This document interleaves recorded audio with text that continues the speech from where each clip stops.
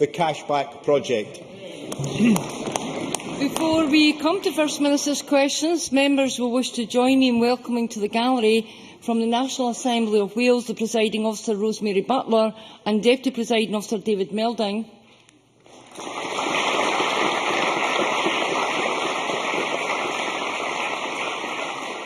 And from the Parliament of Queensland, the Deputy Speaker Dr Mark Robinson MP.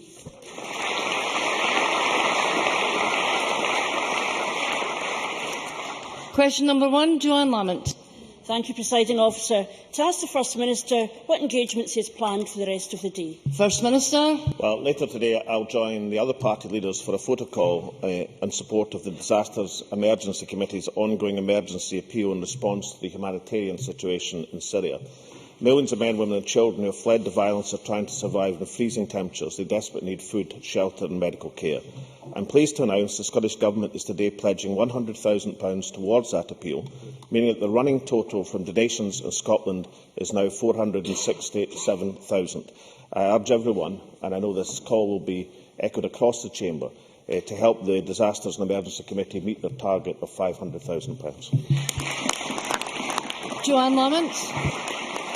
Can I welcome what the First Minister has said and hope that we can do a small bit to signal to people in Scotland to continue their generosity in supporting people in these terrible situations. On Saturday, I met with a young girl who is in her 6th year at a school in my constituency. She has 8 ones at standard grade, 5 A's at higher, and is studying for 3 advanced hires at school and a 4th at her local college. She wants to be a doctor, but hasn't been able to get even one interview at a Scottish university to study medicine. Can the First Minister think why this might be? First Minister. The pressure, obviously, on medical place at university is intense. It has been for some considerable time.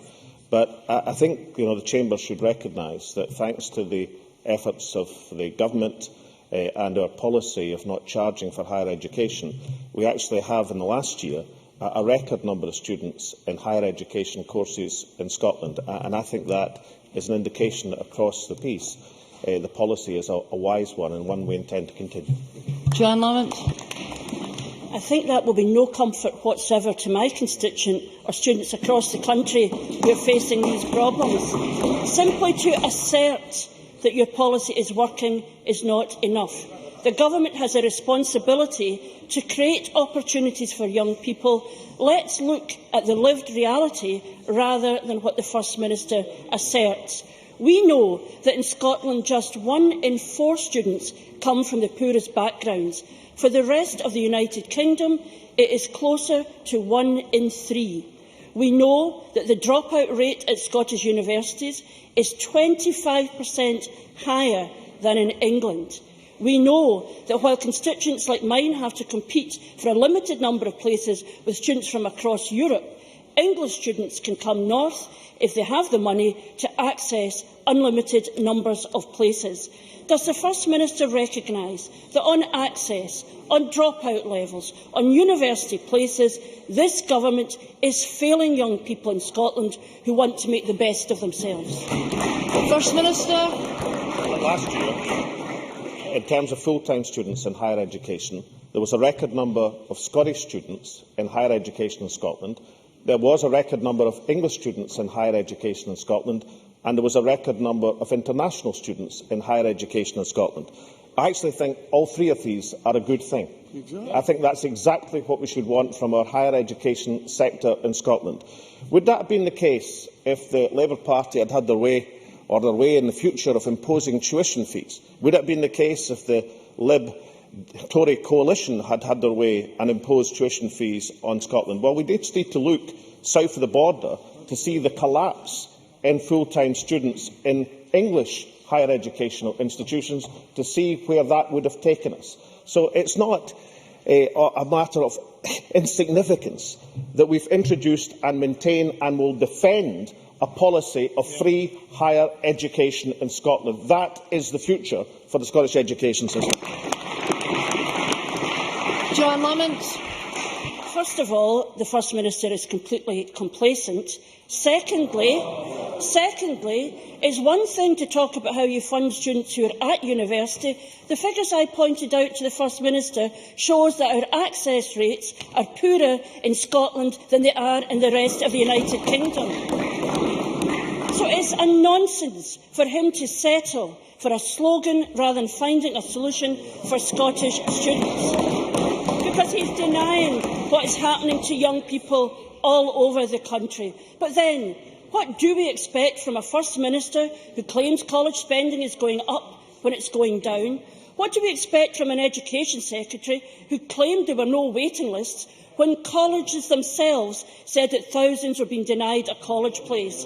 And an Education Secretary and a First Minister who cut college funding brutally at the very point when we need them most. And when challenged on waiting lists by the colleges, did the First Minister say this is something we should investigate and get to the bottom of? Should we reflect on our spending priorities? No. What they do is this. A private government document released under FOI says, and I quote, "The sooner we can produce our own version of events and discredit the Scotland's Colleges survey, the better." That is the government's approach. Get out our version of events rather than addressing the real problem. So once again, they say one thing in private and another in public. Does the First Minister understand?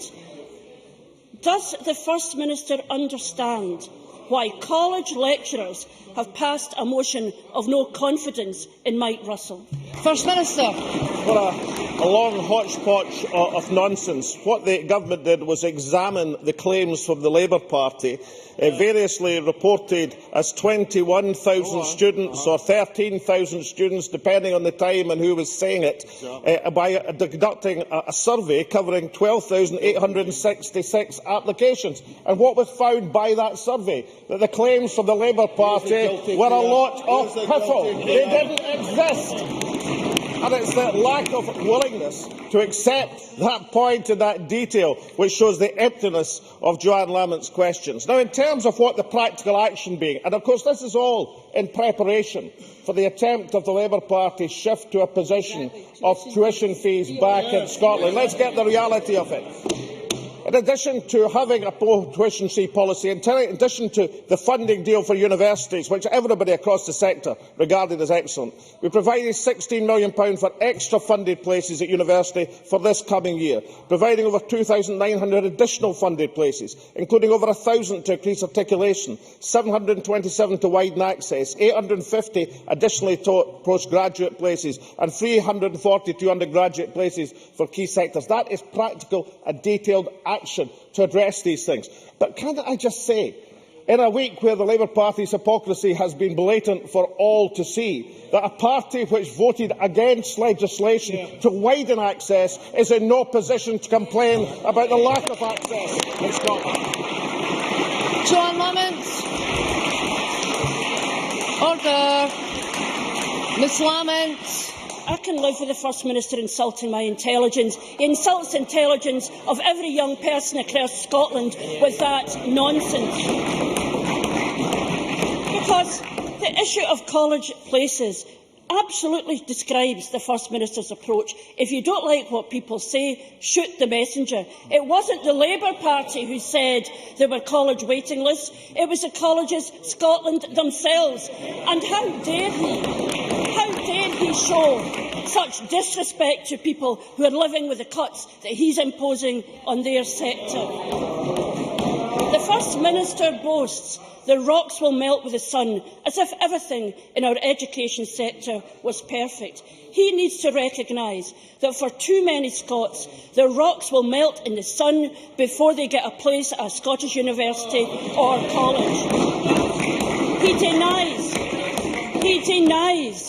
He denies the existence of young people waiting for college places when he should be helping them. He promises to turn our schools from good to great when half of teachers admit they are unprepared for the new curriculum, maths examiners are quitting and teachers are voting to strike. And Mr Russell sits there and his only answer in his speech is to say that we need independence rather than addressing the problems that young people face now.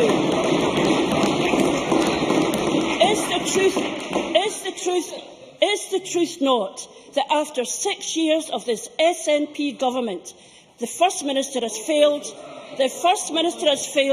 to give all of Scotland's young people the best chance in life and is now happy to hide behind sound bites rather than create chances for students and a promise of jam at some point in the future if they ever win the referendum question?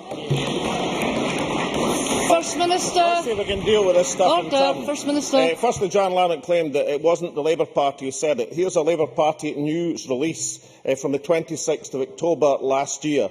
Over 21,000, according to Hugh Henry, over 21,000 are on college waiting lists, according to Hugh Henry. Then quoted on the 25th of January in the Herald, likely more than 13,000 were denied a place at college at a time of high youth unemployment. Notice it had gone down 8,000 between October and January, and what the survey showed is these figures were a grotesque exaggeration, that the Labour claims were total piffle and nonsense. And the reason Joanne Lamont doesn't like the survey, because she doesn't like the facts when they're spelt out to her Labour colleagues, which are totally and utterly indefensible. How would any of this situation, and let's remember last year a record number of Scottish students in higher education, full-time places in Scotland. That's a record number. That means more than ever before. A record number of English students in higher education in Scotland and a record number of international students. That was last year's figures, while university places were collapsing south of the border. Why were they collapsing south of the border? Because they increased punitive tuition fees. What is the Labour Party wanting to do? Increase tuition fees in Scotland. And every single student and family know full well that Joanne Lamont's plan is to introduce the 9,000 tuition fees in Scotland, and every single family in Scotland can count. And that's how people are regarded. Well, we had evidence this weekend in a poll showing the party ratings. The SNP at 47%, the Labour Party at 30%. Now, I hope and believe that is a commentary. That is a commentary on the excellence of the SNP government. But I have to face reality and know it's also a commentary on the poverty of Labour opposition. Ruth Davidson. Thank you, Presiding Officer. May I also welcome the First Minister's announcement of significant donation to the Disasters Emergency Committee appeal and ask the First Minister when he will next meet the Prime Minister. First Minister. No plans in the near future. Ruth Davidson. Thank you. Last week, in his statement to this chamber giving the date for the independence referendum, the First Minister said, "It is incumbent upon all of us, as parliamentarians, to lead by example and to ensure that the level of this hugely important debate matches the expectations of the people who elected us." Does he believe that the comments by his former Transport Minister Stuart Stevenson this week, which celebrated job losses at the Scotsman because of the paper's referendum coverage, meets those expectations? First Minister. I regret job losses at the Scotsman. I regret job losses at BBC Scotland. I think all of us should be united in seeing within the Scottish media serious problems at the present moment. That is the government's policy. That's what we believe. And I really don't think that individual tweets should be regarded as a matter of policy. Every one of us should be concerned about job losses across the Scottish media. That should unite us, because part of the debate that we're having in Scotland, part of that debate should be having that debate reported, articulated and covered and criticised and analysed by a healthy, vibrant media. The fact that there are many indications of serious difference across our media should be a matter of regret to us all. Ruth Davidson.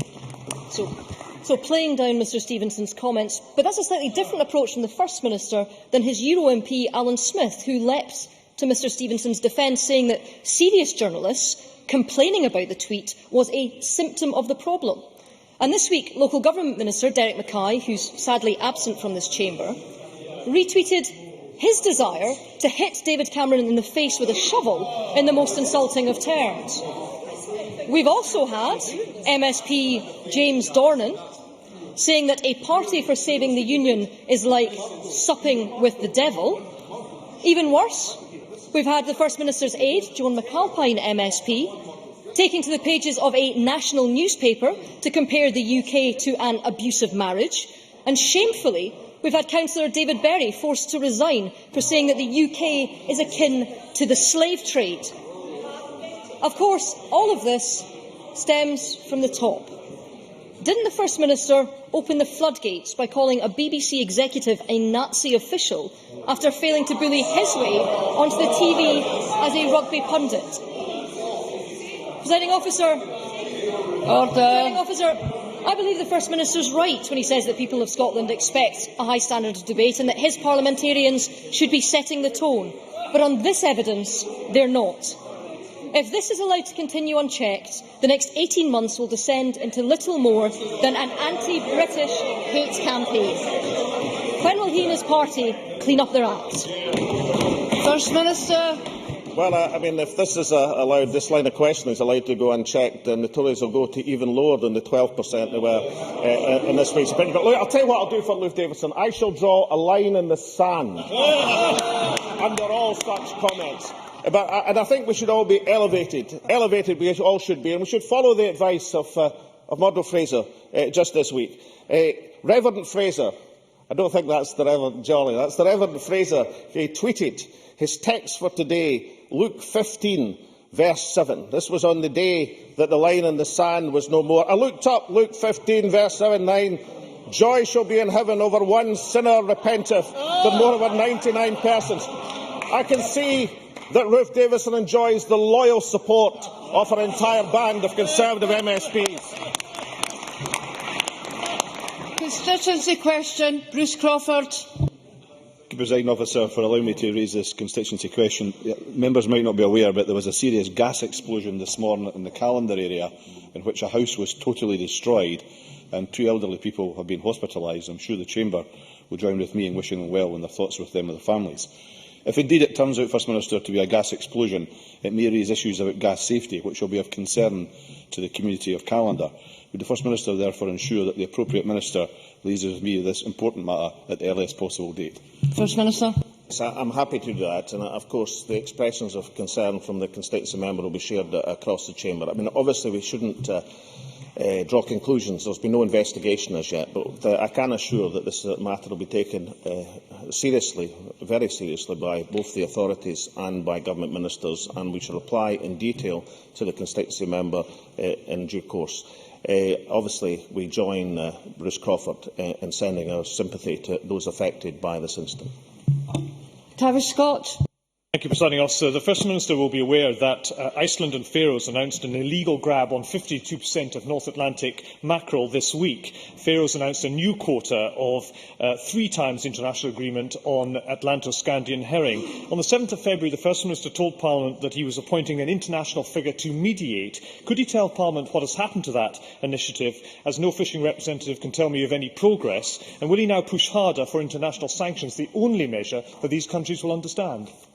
First Minister. Well, Tavish Scott should know that we've been pressing for international sanctions over the last few years. We continue to do that.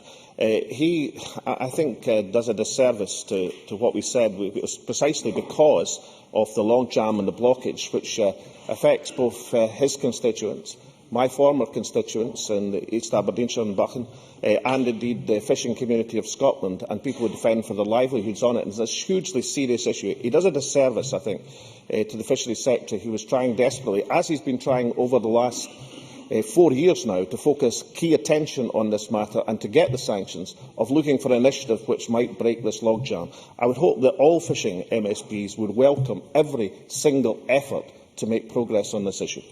Question number 3, Willie Rennie. To ask the First Minister what issues will be discussed at the next meeting of the Cabinet. First Minister. It is of importance to the people of Scotland. Willie Rennie. Investing in a child before they are 3 can change their life forever. Yet at the weekend, I heard the First Minister say he was going to delay a transformation in childcare until 2016 at the earliest. He'll turn his back on progress until he gets a yes vote. In England, they're helping 40% of 2-year-olds. That would be 24,000 children here in Scotland. They are doing it with the same budget constraints he is under. They have a determination to make a change. Why is the First Minister wielding a veto? Why has he put his referendum before Scotland's children? First Minister. Let's start with what we've already done in terms of childcare. When we took office, the childcare provision was at 412.5 hours. We extended that in 2010 to where we stand now at 475 free hours per school per annum across Scotland. That's benefited 120,000 children per year. As he knows, we now have a legislative framework to move to 600 hours, which is greater for 3- and 4-year-olds than that which pertains south of the border. That is going to be another substantial expansion of nursery provision to that minimum of 600 hours. That's an increase of almost 45% since 2007. By any standards, that is a major step forward. I think we have to do more, but I really would caution Willie Rennie in terms of what he's proclaiming from south of the border. Last time we discussed this issue, I raised the question of the child ratios, the staff ratios, which are being diluted south of the border as a means of introducing the system, and Willie Rennie said that wasn't significant. That's not the view of Professor Cathy Nuttbrown, who actually carried out the review for the UK Government strategy and is now criticising that strategy. What she said on the 19th of March, and let me quote, "Trading staff to child ratios for higher qualified staff is nonsense. Watering down ratios will threaten quality. Childcare may be cheaper, but the children will be footing the bill." So rather than present to this Parliament an illusion of the great progress that his colleagues are making south of the border, why doesn't he believe the words of the very person who carried out the review for the UK Government? Willie Rennie. It's no good him boasting about plans that he's delayed and setting up some kind of subcommittee and looking at plans for the future, when others anywhere on these islands are just getting on with it. Giving children the best start and giving their parents real help is within his power right now. I've shown him, and his Finance Secretary sitting right next to him knows I have shown them costed plans for 24,000 places.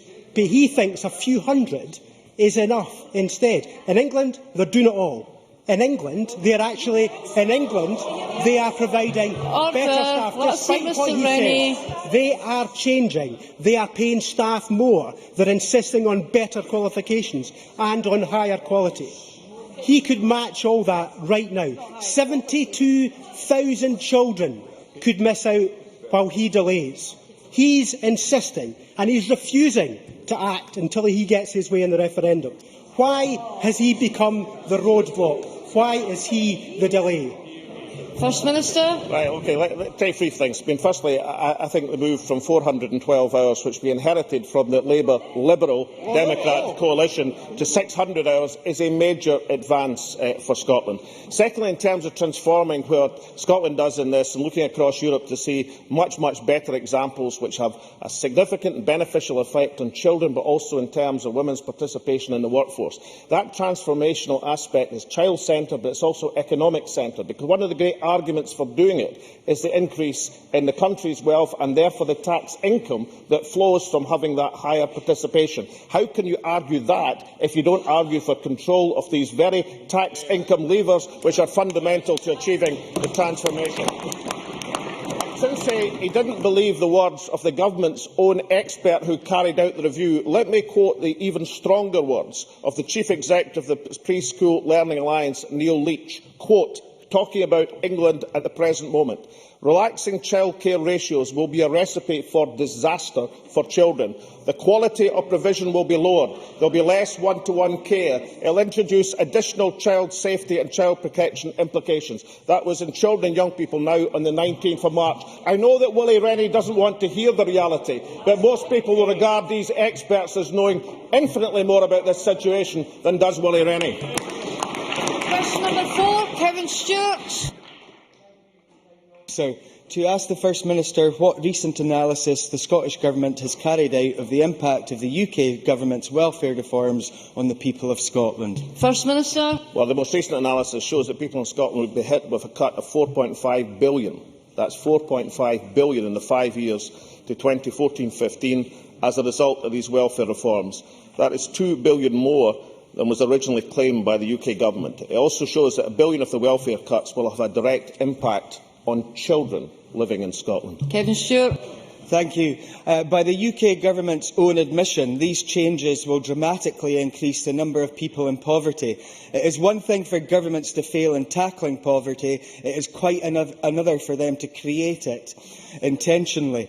Many of these changes hit those who are working hardest, shattering the claims that this has been done in the name of making work pay. Given that 80% of Scottish MPs, given that 80% of Scottish MPs and 90% voted against welfare reform, 90% against the bedroom tax, how would the First Minister suggest the people of Scotland democratically resist these changes? First Minister. Well, there is a huge problem which was amply displayed yesterday in Nicola Sturgeon's demolition of Jackie Baillie on these issues, of people who argue that they're against Tory cuts, but then join with the Tories in trying to stop matters of social security being run by this Parliament. That is a huge problem. And it's maybe part of the embarrassment of the Labour Party on this particular issue. In 50 almost outings at First Minister's question, Joanne Lamont has not once centred on the bedroom tax. Question number 5, Jackie Baillie. To ask the First Minister what the Scottish Government's position is on reports that junior doctors are regularly working up to 100 hours per week. First Minister. Well, all junior doctor rotas are monitored twice a year by Scottish Government officials. This is the information that's used to ensure they comply with working time regulations. The evidence shows that there are no junior doctor rotas in Scotland which have an average of more than 48 hours per week. Jackie Baillie.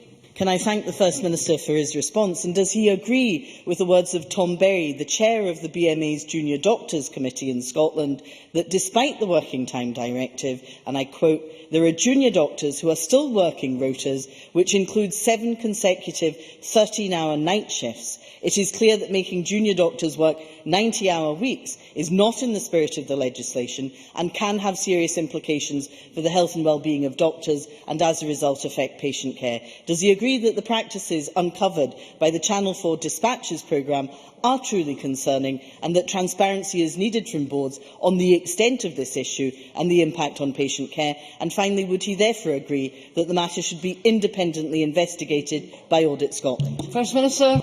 We keep this matter under very close review, and I also looked at the reporting of the Channel 4 programme because I was concerned about some of the claims that were made. And I looked in particular about the words of the Junior Doctor Committee Chairman Tom Berry, who said he regularly worked more than 100 hours over 10 to 12 days. That's over the 2-week shift. He did not claim, as was reported in the press, that this meant he was working over 100 hours in a single week. And it's important to understand that the working time regulations allow that for junior doctors, the reference period over which the average of 48 hours a week is to be determined is a 26-week period. And that is why we are so keen and monitor that the working time regulations are kept. It's a serious issue which we treat seriously.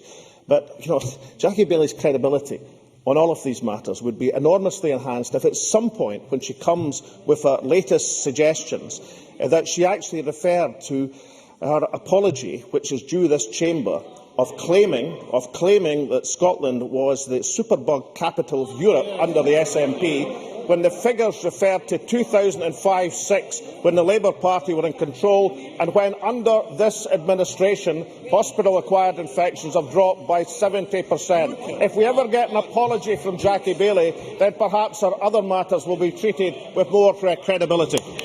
Question number 6, Jim Eadie. To ask the First Minister what impact Police Scotland will have on policing in communities. First Minister. Well, I think the police in Scotland's communities are performing excellently. Crime is at a 37-year low, supported by the 1,000 additional officers the Scottish Government has delivered since 2007.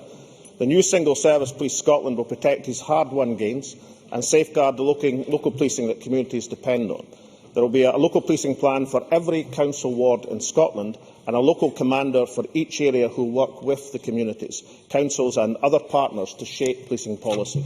Jim Eadie. Can I ask the First Minister if he is confident that Police Scotland will not only defend frontline policing in our local communities, but bring about additional benefits such as addressing human trafficking, improving rape investigation and providing vital policing for our trunk roads, airports and ports, in stark contrast to the cuts being imposed south of the border?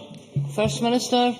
Well, Police Scotland will safeguard frontline policing in communities and it will deliver the additional benefits that a single service brings. The Specialist Crime Division is up and running already, with more than 2,000 detectives and staff working on functions which are coordinated nationally but delivered locally. Now, I agree, and I think Jim Eadie is right to draw the contrast between what's happening in Scotland and what's happening south of the border. And these matters are important because the current funding of Scotland means that we get a percentage of the expenditure south of the border. Therefore, it is substantially to the satisfaction to note that under this administration, police numbers in Scotland have been rising and crime has been falling, whereas south of the border, police numbers are falling like a stone, even faster than our students in higher education. It's why we will continue to defend a world-class police service serving the communities of Scotland. That ends First Minister's question. I will now allow a short pause to allow members who are not participating in the next debate to leave and for the public gallery to clear.